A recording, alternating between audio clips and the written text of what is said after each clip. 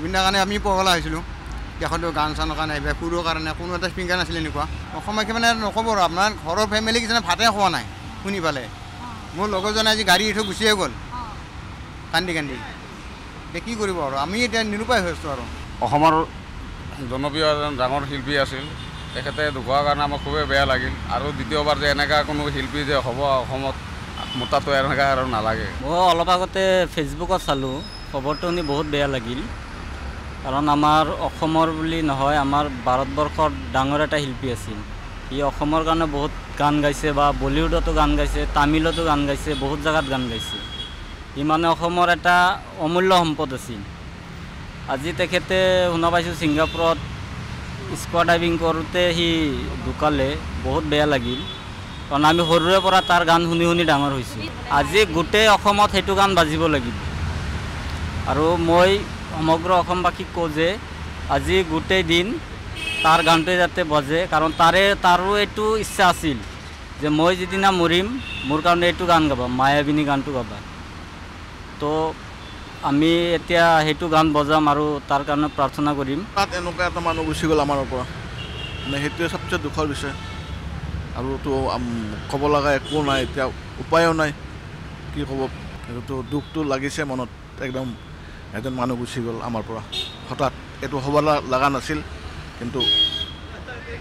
আপোনাৰ ভগৱানৰ সেইটো কোনো কৰিব নোৱাৰে আৰু সেয়া ইয়াত আৰু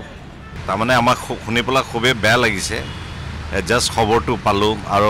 কাৰেণ্ট ফিডবেককেইটা লৈ আছোঁ মই তেওঁ ৱাইফ এতিয়া যাব চ' উই আৰ এক্সপেক্টিং যিমান সোনকালে আহে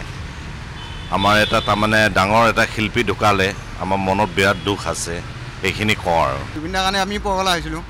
দেখোঁতো গান চানৰ কাৰণে আহিব সুৰৰ কাৰণে কোনো এটা স্পিংকাৰ নাছিলে এনেকুৱা অসমীয়াকে মানে নক'ব আৰু আপোনাৰ ঘৰৰ ফেমিলি কিছুমানে ভাতে খোৱা নাই শুনি পালে মোৰ লগৰজনে আজি গাড়ী থৈ গুচিয়ে গ'ল কান্দি কান্দি এতিয়া কি কৰিব আৰু আমি এতিয়া নিৰুপায় হৈ আছোঁ আৰু অসমৰ জনপ্ৰিয় এজন ডাঙৰ শিল্পী আছিল তেখেতে ঢুকোৱাৰ কাৰণে আমাৰ খুবেই বেয়া লাগিল আৰু দ্বিতীয়বাৰ যে এনেকুৱা কোনো শিল্পী যে হ'ব অসমত মোৰ তাতো এনেকুৱা আৰু নালাগে মই অলপ আগতে ফেচবুকত চালোঁ খবৰটো শুনি বহুত বেয়া লাগিল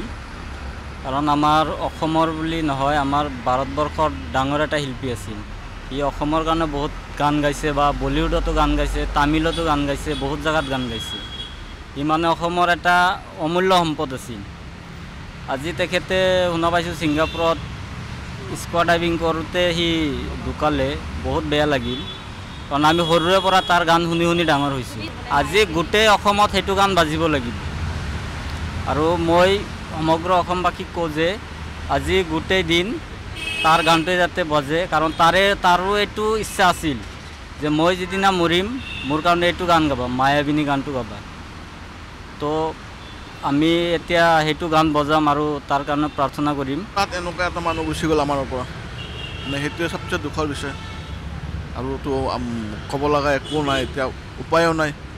কি ক'ব সেইটোতো দুখটো লাগিছে মনত একদম এজন মানুহ গুচি গ'ল আমাৰ পৰা হঠাৎ এইটো হ'ব লগা নাছিল কিন্তু আপোনাৰ ভগৱানৰ সেইটো কোনো কৰিব নোৱাৰে আৰু সেয়া ইয়াত আৰু তাৰমানে আমাক শুনি পেলাই খুবেই বেয়া লাগিছে জাষ্ট খবৰটো পালোঁ আৰু কাৰেণ্ট ফিডবেককেইটা লৈ আছোঁ মই তেওঁ ৱাইফ এতিয়া যাব চ' উই আৰ এক্সপেক্টিং যিমান সোনকালে আহে আমাৰ এটা তাৰমানে ডাঙৰ এটা শিল্পী ঢুকালে আমাৰ মনত বিৰাট দুখ আছে এইখিনি কওঁ আৰু